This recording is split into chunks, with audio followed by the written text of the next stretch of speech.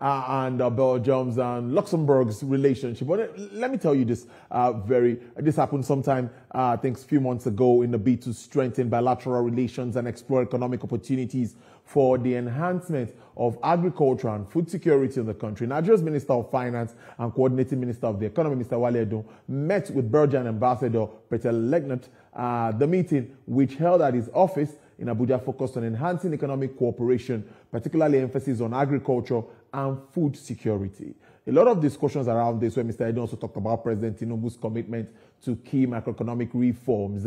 But a lot is happening between these both countries, and a lot is going to happen. But let's talk to a senior consultant, Nigeria, Belgium, Luxembourg Business Forum. And Mr. Collins Nweke is live in the studio to talk more about this relationship and efforts being made to strengthen ties between both countries, particularly focus on business and economics. Thank you so much. It's good to have you live in the studio. My pleasure, Tolu. Thank you for having me. Yeah, I think we should first start with the existing relationship, where we are and where we can take it to, and what are those initiatives or what's on ground for us to improve those ties? Well, Belgium was one of the first countries that went into diplomatic relations with Nigeria in the aftermath of independence, and for them that was in 1961.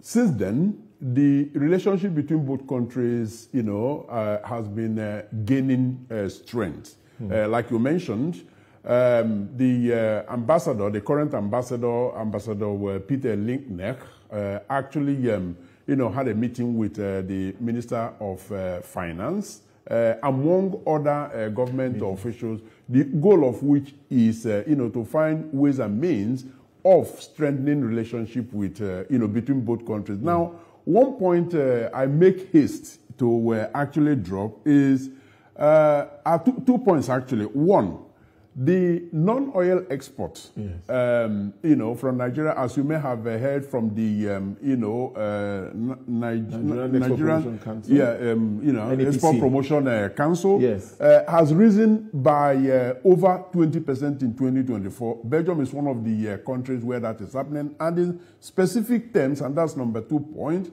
cocoa, for the first time in Nigeria's history, overtook oil in terms of the revenue it generated into the Nigerian economy through export of cocoa beans. That is remarkable. And you may know, Tolu, that Belgium is the chocolate capital of the world. So you can figure the rest out. Indeed, that sounds really good, because I saw that in early days it was commodities trade, extractives and all of that. That was what the focus was on. But I think moving on now, there are other sectors too. I think investors from Belgium have been delving into, I think in recent times, dredging, maritime services and all of that. So moving forward, how, in your forum, what are you doing to strengthen this relationship, to make sure that it's better than what it is, particularly at this critical time? We surmised that some of these opportunities that have been lurking around the corner are not going to, bear fruit, come to fruition, without driving them in a purposeful manner. And that was why 3 years ago, the ambassador of Nigeria to Belgium at the time, Ambassador Obinna Onowu, actually set up, established this Nigeria, Belgium, Luxembourg Business Forum with the purpose, the specific purpose of driving, investment between these three countries, Nigeria, Belgium, and Luxembourg. And so 3 years down the line, it has been gaining strength. And essentially what we do is identify the sectors that have the greatest potentials, not just because they are trending, not just because they are hot, but because, profitability and feasibility of operation is more. And that has landed us to a number of key areas. Agricultural development is one of them, but within it, agribusiness expansion. So because it's not just about agriculture, the expansion, and we're seeing quite a number of young, SMEs that are coming up, startups, that want to export dry food, from Nigeria to abroad, to different parts of the world, We even yesterday we had one of them who produces sugar from sugar cane, okay? And, they are looking for off-takers. So what we do at the business forum is actually make the demand coming from Belgium to meet the supply coming from Nigeria.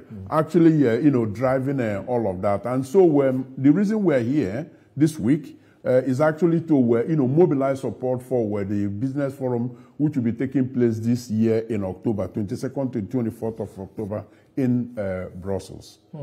Indeed, that is more. But let's look back at, you say this is the third one. So what can we identify some of the positives 2 years behind, and what can be done, or what are those things you're thinking, those innovative ideas you are putting on to the fore in this forthcoming year? First and foremost, there had been Belgians who came into the Nigerian market, got their fingers burnt, yes, and then actually retreated and said, not anymore.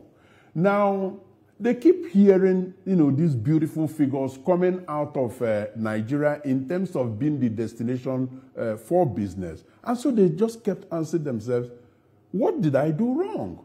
And so such individuals now come to us, and what we found out actually is that, they either try to circumvent some of the regulatory, rules in place, or they actually went in unprepared.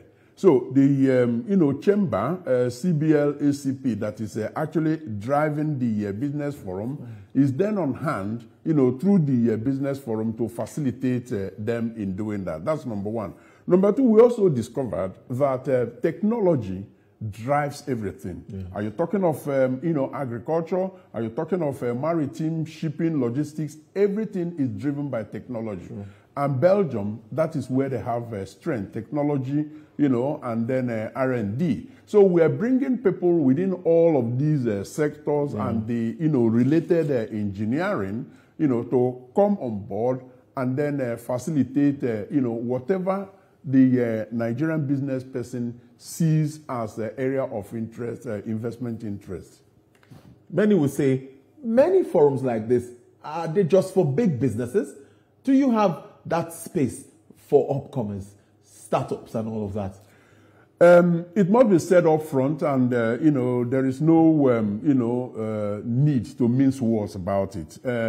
It's capital intensive, and so we tend to see mainly the big boys playing in the field. Yeah. However, there are opportunities also for SMEs. Like I told you, as a matter of fact, you were at the reception yesterday, and you saw a number of, young, vibrant startups. Yes. I am talking of people under 30s, some just, above 30 years of age, who are into different things, fintech, service delivery, because you can actually see now that service export is a very, very important area that is winning in popularity. I'll give a very specific example.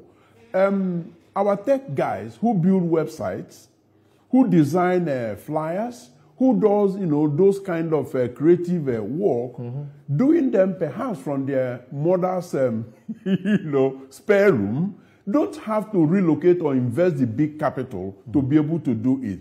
And demand for such services can come from anywhere in the world. Yeah. And most of them actually work with their telephone. So we try to, assume some of these opportunities wherever they are buried, flash them in the faces of these young people, and they are responding and engaging. Like the two, that attended the business forum yesterday, they are into, export of Nigerian food to service the diaspora community, but also the friends of diaspora that is actually expanding. That falls under agriculture.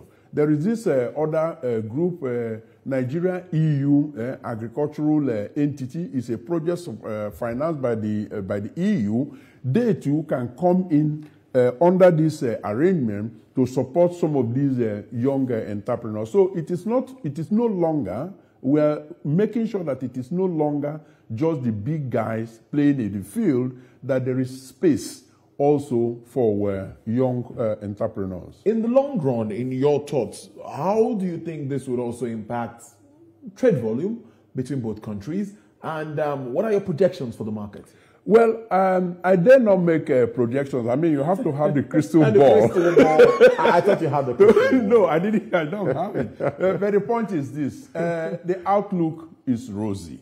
It is rosy because we have seen over the past 12 months how things, have been evolving, particularly in the non-oil sector. True. Now, let's not forget, I mean, successive governments have always talked about developing them, the non-oil sector, diversifying the economy and all of that. But at the moment, we have a president that has actually taken it a step further by all of these trips that he's been making, keeping businesses warm outside, putting his own, integrity on the ground, and they are responding. One can only hope that very soon, Nigerian embassies and missions abroad are going to have, their heads, because they will then take up the job from where Mr. President, leaves them when he travels abroad. So the fruits, we are seeing them, being born, and we are also encouraging